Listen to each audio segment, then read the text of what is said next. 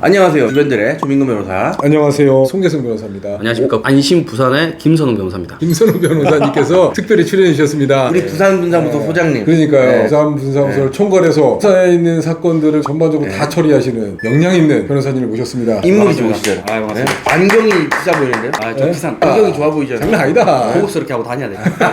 없지만 있는 척. 있으면 더 있는 척. 특별히 서울 가정법원에서 네. 가정 가사 사건을 진행하시고 오셨어요. 힘들게. 워낙 바쁘셔가지고 모시기 굉장히 힘든데 가정 가사 사건, 이혼 사건 이런 것들을 싹싹 쓸어 담아서 진행하시다 보니까 재미있는 사건 보따리 하나 풀러 오신 거예요. 네. 아유, 맞습니다. 어떤 사건이에요? 이혼과 상간 사건이 같이 결합되어 있는 사건이긴 한데 주로 상간 사건 같은 경우에 보면 배우자가 이제 바람을 피면 배우자와 상간자를 상대로 해서 소송을 많이 하게 되는데 대부분 보면 친구끼리 같이 만난단 말이죠. 근데 알리바이를 만드는 거야 서로. 요런 경우에 제3자를 상대로 소송을 하는 경우는 잘 없습니다. 소개팅 주선자. 일단 없지. 근거가 없기도 하고 그렇지, 입증도 어렵고. 패소에 대한 부담이 있어서 소송 비용 물어내야 되니까. 전례가 별로 없는 소송이라. 맞습니다. 변호사들이 하기도 꺼려하고 당사자들도 이거를 하고 싶지만 패소에 부담이 있어서 잘 안 하게 되는데 저희가 요 사건 같은 경우는 의뢰인이 굉장히 많이 원했어요. 꼭 주선자한테 이 원한을 풀고 싶다. 그런 분들이 꽤 있으세요. 배우자라던가 측근들은 좀 믿는 편인 사람들이 많아. 그런데 착하고 이쁜 애를 제가 꼬셨어. 이런 경우가 이제 이런 경우. 실제로 근데 저도 그 사건은 이제 상간남 소송을 한 건 아니지만 네. 이 양반들이 다 유부인들인데 서로 소개팅을 시켜주네? 그렇죠. 나 그걸 봤어 카톡에서. 그 소개팅을 시켜줬다는 직접적인 증거가 블랙박스, CCTV, 카카오톡 등등으로 객관적으로 남아있다고 한다면은 네. 가능한 소송이긴 하죠. 굉장히 고심을 많이 했어요. 이거를 들어가야 되느냐. 관련 증거들을 일단 먼저 검토를 해본 결과 처음에 나온 게 블랙박스였어요. 블랙박스에 어떤 음성이 담겼냐면 너무 구체적으로 영업비밀 푸는 거 아니야? 진행상의 노하우가 있으니까 아, 어차피 그치. 이런 소송을 몇 하려면 가지나. 안심을 찾아올 수밖에 없을 겁니다. 왜냐면 경험은 우리밖에 없으니까. 네. 약간 뉘앙스가 그 남자 괜찮나? 아하. 그 남자도 굉장히 너를 괜찮게 생각하더라. 어허. 하니까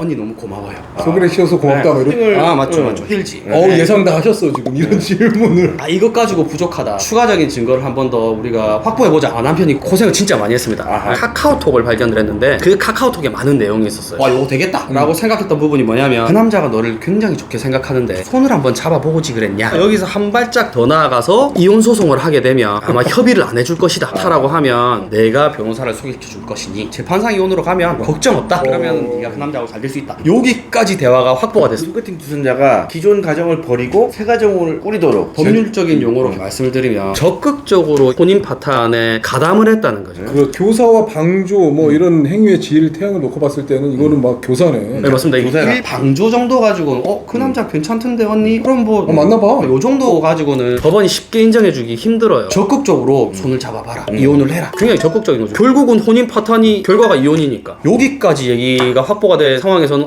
확신이 있었어요. 들어가자. 훌륭하십니다. 고심 끝에 들어갔습니다. 상대방의 잠도 만만치 않았죠. 어떤 저항이 있었어요 상대방? 상대방의 주된 취지는 우리가 적극적으로 주선을 하거나 만나라고 한 게 아니라 어쨌든 당사자들이 좋아가지고 만난 거고 그 이외에 또 일반적인 주장이 나왔어요. 이미 혼인 파탄 났다. 이미 그게 파탄 난 근데 잘 상태에서 안 받아들여서. 굉장히 주관적이기도 하지만은 그렇죠. 부부는 두 명이잖아요. 양 당사자 입장에서 한 명이 파탄 났다고 생각하더라도 이혼 소송을 제기하는 사람 입장에서는 그 바람필 당시에는 파탄이 안 됐다라고 생각했기 때문에 결정적인 이혼 소송을 파탄 제기하는 사유가 바람 때문이니까. 어쨌든 법원이 내리는 파탄의 종국적인 판단은 선고가 나야지 파탄인 거지. 거예요. 우리나라는 특히나 더 그렇죠. 파탄주의를 취하고 있지 않기 때문에 중간에 파탄을 잘 인정을 안 합니다. 아니 부부 사이에 싸움 안 하는 부부가 어딨냐고. 일방이 싫어가지고 재판상 이혼까지 갈 수는 있지만 기각되는 사례도 많으니까. 맞아. 이게 상간자가 이미 이 혼인은 파탄됐기 때문에 내가 이거를 소개시켜주거나 뭐 이혼의 어드바이스 정도 해준 것이지 내가 적극적으로 이 혼인을 파탄낸 건 아니다. 빤한 주장이네. 빤한 항변이고 잘 대응하셨을 거고. 결과는 아까 뭐 서두에 말씀드렸듯이 재판부가 일반적으로 법률적으로 보면 제3자 채권 침해 뭐 이런 느낌입니다. 제3자가 이 둘 간의 혼인 파탄에 결정적인 기여를 했다. 저희가 주장했던 모든 사유들이 다 들어가 있습니다. 여기서 한 가지 궁금한 게 있어요. 그 제3자는 혼인의 계약 당사자는 아니지 않겠습니까? 불법행위 책임을 인정한 거예요? 맞습니다. 배우자한테는 계약상 채무불이행 책임이고 제3자한테는 불법행위 책임이고. 그럼 이 사건에서 이혼 소송하고 상간 소송 동시에 진행하셨으면 배우자도 피고고 상간자하고 이 주선자하고 피고가 3명이었던 거예요. 네. 전부를 상대로 그 결과 얼마의 손해배상 금액이 인정되는지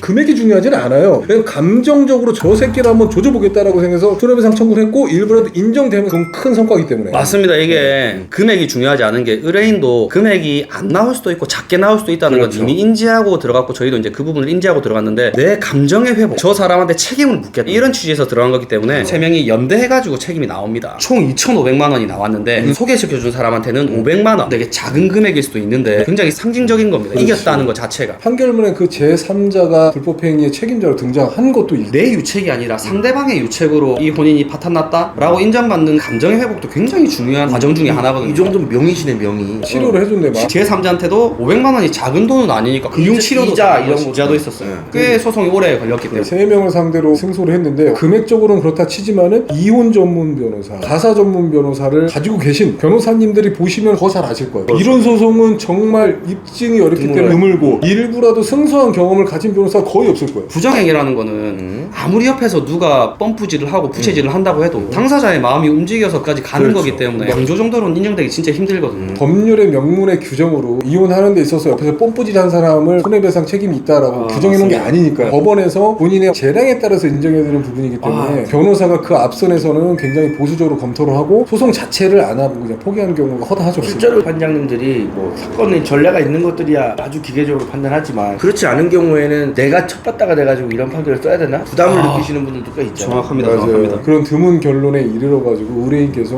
얼마나 좋으셨겠어. 결국 뭐 저희 자랑이긴 하지만 양심이 주력하는 분야 중에 하나가 가사소송, 상속, 이혼, 희용 분야에 많이 주력을 해서 많은 노하우가 축적되고 그 과정에서 이제 걸러지는 것들이 있죠. 어느 정도 경험이 축적된 이후에는 이거는 자신 있다, 자신감이 생기는 사건들이 있어요. 그런 사건들을 결국은 계속 시도를 해서 만들어내는 거죠. 만들어내는 과정도 변호사가 해야 될 가장 큰 중요한 부분 중에 하나거든요. 저희가 이걸 하나 만들어냈다. 요거를 보시는 분들은 의심이 된다 라고 하면 너무 빨리 가지 마시고 어쨌든 이 결론이 파국이다, 이혼이다 라고 하면 증거를 기다리고 증거를 수집하는 게 굉장히 중요합니다. 한 방에 끝내야 돼요. 내가 칼을 꺼내면 상대는 당연히 방패를 꺼내서 방어하기 때문에 충분한 기간을 확보해서 증거를 많이 수집해야만 결국 좋은 결과를 얻어낼 수 있습니다. 오늘 뭐 대본 쓰고 연습하고 오셨어요? 아이고 유튜브 어떻게 촬영하냐? 대본도 없는데. 오늘 밤새도록 촬영도 가능할 것 같아요. 다음 스케줄 없으시면 그냥 쭉 가시죠. 또 한 번 더 찾아뵙겠습니다. 아니 우리가 빠른 시일 내에 한번 영상 켜가지고 이렇게 재밌는 사례들에 대해서 여러분께 전달을 해드리도록 하겠습니다. 오늘 촬영 여기까지 할까요? 구독과 좋아요 눌러주세요. 사랑합니다.